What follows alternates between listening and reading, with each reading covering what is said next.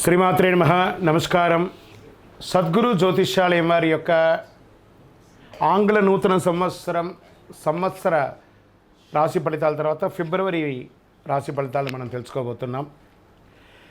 జాతకం అనగానే అందరికీ ఒక క్యూరియాసిటీ, ఈ నెల నాకు ఎలా ఉంటుంది, వ్యాపారం ఎలా ఉంటుంది, ఉద్యోగం ఎలా ఉంటుంది, ఆరోగ్యం ఎలా ఉంటుంది, అసలు నా పరిస్థితి ఎలా ఉంటుంది, అసలు జాతకాన్ని నేను ఎంతవరకు నమ్మచ్చు, జాతకంలో విశేషాలు ఏంటి అంటే ఇక్కడ వచ్చి గోచార గ్రహస్థితుల్ని దృష్టిలో పెట్టుకొని అన్ని వర్గాల వారిని లెక్క వేసి, ఇది వచ్చి ఒక ప్రామాణికం అన్నమాట. ఈ లెక్క వేసి ఏ గ్రహాలు ఎలా ఎలా ఉన్నాయి, వారి యొక్క ఫలితాలు ఎలా ఉంటాయనే దాన్ని లెక్క వేసి చెప్పడమే ఈ యొక్క రాశి ఫలితాలు.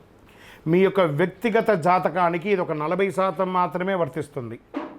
మీ సంపూర్ణ జాతకం తెలుసుకోవాలి అని అనుకుంటే మీ పరిసర ప్రాంతాల్లో ఉన్నటువంటి జ్యోతిషాస్త్ర నిపుణుల్ని మీ యొక్క date of birth, time of birth, place of birth ఇచ్చి తెలుసుకోండి. మళ్ళీ చెప్తున్నాను, జ్యోతిష్యం, జాతకం అనేది పడుతున్న వర్షానికి ఒక గొడుగు మాత్రమే, కానీ జ్యోతిష్యం జీవితం కాదు. మీరు మిమ్మల్ని నమ్మండి, జ్యోతిష్యం ఆ దారిలో మీకు సపోర్ట్ చేస్తుంది.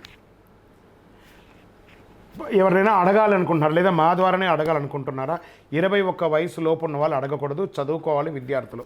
60 వయసు దాటిన తర్వాత మీరు అన్నీ అనుభవించేశారండి, అన్నీ తెలుసు మీకు. జీవితంలో అన్ని వర్గంలో ఉన్నటువంటి వసతులు, కష్టాలు, సుఖాలు అన్నీ పొందారు కాబట్టి మీరు దైవ ప్రార్థన చేసుకోండి, మీకు అన్ని మేలుగా జరుగుతుంది. ఎవరైనా జ్యోతిష్యం తెలుసుకోవాలనుకుంటే వ్యాపారం, ఉద్యోగం, వివాహం, సంతానం, ఆరోగ్యం గురించి ఏమైనా తెలుసుకోవాలనుకుంటే అడగండి. విజయవస్తు. ముందుగా మన యొక్క టీవీ ఛానల్ ద్వారా చూస్తున్నటువంటి ప్రేక్షక మిత్రులందరికీ కూడా శుభాకాంక్షలు. చాలా చక్కగా మమ్మల్ని ఆదరిస్తున్నారు చూస్తూ, కానీ కొంచెం అట్లా like and share and subscribe చేస్తే ఎంతో బాగుంటుంది కదా. మంచి విషయాలు మేము తెలుపుతున్నామని అనుకుంటున్నాం. అది మీకు ఇది మంచిది అనిపిస్తే సబ్స్క్రైబ్ చేయండి. జ్యోతిషాస్త్రరీత్యా ద్వాదశ రాశుల్లో 7వ రాశి అయినటువంటి తులారాశి మిత్రులారా, మీరు చిత్తా నక్షత్రం 3, 4 పాదములు, స్వాతి నక్షత్రం 1, 2, 3, 4 పాదములు, విశాఖ నక్షత్రం 1, 2, 3 పాదాలకి జన్మించిన మీరు తులారాశి వారిగా పరిగణించబడుతున్నారు. ఈ నెల మీకు శుభాశుభ ఫలితాలు ఎలా ఉన్నాయి అని అంటే, శుక్రుడు రాహుతో 6వ ఇంట్లో ఉన్నాడు ఈ నెల. సూర్యుడు ఇంకా బుధుడు 4వ ఇంట్లో, 5వ ఇంటికి అధిపతి అయినటువంటి శని, పాలక గ్రహమైనటువంటి శుక్రుడు రాహుతో 6వ ఇంట్లో. చాలా రోజులుగా మీరు ఎదురు చూస్తున్నటువంటి ఆ శుభ సమయం తులారాశి వారికి ఆసనమైపోయింది. సమాజంలో గణనీయమైనటువంటి పేరు ప్రఖ్యాతులు పెరుగుతుంది. సమాజంలో ఉన్నత స్థాయి వ్యక్తుల యొక్క పరిచయాలు పెరుగుతుంది. తులారాశి మిత్రులారా, ఎప్పటి నుంచో కోర్టు వ్యవహారాల్లో ఉన్నాయి చూసారా, ఆ చిక్కులన్నీ తొలగిపోతుంది. రియల్ ఎస్టేట్ రంగం వారికి అద్భుతంగా ఉంటుందని కూడా చెప్పచ్చు. ఉద్యోగం చేసే చోట సహ ఉద్యోగుల దగ్గర నుంచి మంచి పేరు ప్రఖ్యాతులు పొందుతారు. వాళ్ళ యొక్క సపోర్ట్ ఉంటుంది. పై అధికారులు మిమ్మల్ని ప్రశంసిస్తారు. గౌరవ మర్యాదలు పెరుగుతుంది, ప్రమోషన్స్ పెరుగుతుంది, ఇంక్రిమెంట్స్ పెరుగుతుంది. ఎన్నో రోజులుగా మీరు కోరుకుంటున్నటువంటి ట్రాన్స్ఫర్స్ దొరుకుతుంది. మీకు అవార్డ్స్ కూడా పొందే అవకాశాలు ఉన్నాయి. వాణిజ్యపరంగా expansion of your business, industry tours వెళ్ళే అవకాశాలు ఉన్నాయి. మల్టిపుల్గా మీ వ్యాపార సంస్థను పెంచుకునే అవకాశాలు కూడా కనబడుతున్నాయి. డెడ్ స్టాక్స్ అంతా క్లియర్ అవుతున్నాయి. బ్యాంక్ లోన్స్ ద్వారా ఉన్నటువంటి ప్రెషర్స్ తొలగుతాయి. చిట్ ఫండ్స్ వారికి ఈ నెల కొంచెం అద్భుతంగా ఉంటుందని కూడా చెప్పవచ్చు. నెల ప్రారంభంలో చిన్న చిన్న ఖర్చులు ఉన్న మాస ద్వితీయం నుంచి అద్భుతంగా ఉంటుందని చెప్పచ్చు. కొత్త ప్రయత్నాలు ఆపండి, కొత్త ప్రయత్నాలు చేయకండి, ఆపండి. కొత్త బట్టలు, ఆభరణాలు తదనంతర తానే ఏదో విధంగా వచ్చేస్తుంది.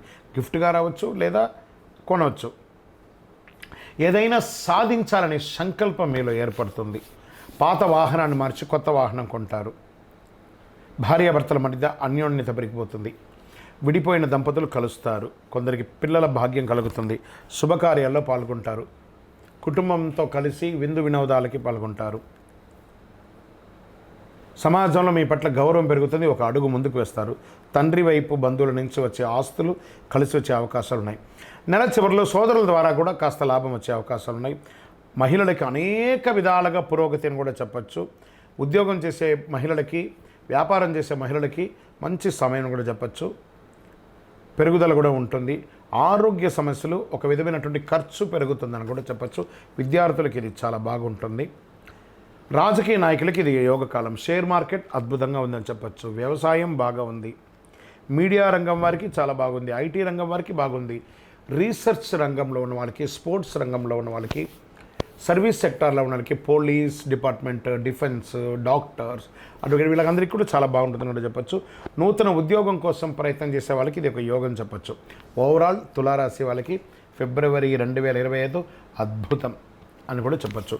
శుభదినాలు 1, 3, 9, 12 అని చెప్పచ్చు. అదృష్ట సంఖ్య 3, 7, 9. చంద్రాష్టమం బాగున్నప్పుడు అక్కడ కొంచెం బ్రేక్ ఉండాలి కదా. చంద్రాష్టమ దినాలు అనుకుంటే ఫిబ్రవరి 6వ తారీఖున సాయంత్రం నుండి 8వ తారీఖున రాత్రి వరకు చంద్రాష్టమం ఉంటుంది. కాబట్టి ఈ 2.5 రోజులు జాగ్రత్తగా ఉండండి. సంతకం పెట్టేటప్పుడు, ఇతరులతో మాట్లాడేటప్పుడు, వాహనం నడిపేటప్పుడు జాగ్రత్త. సరే, ఏమైనా పూజించాలా దేవుని అంటే 100% పూజించాలి కదా.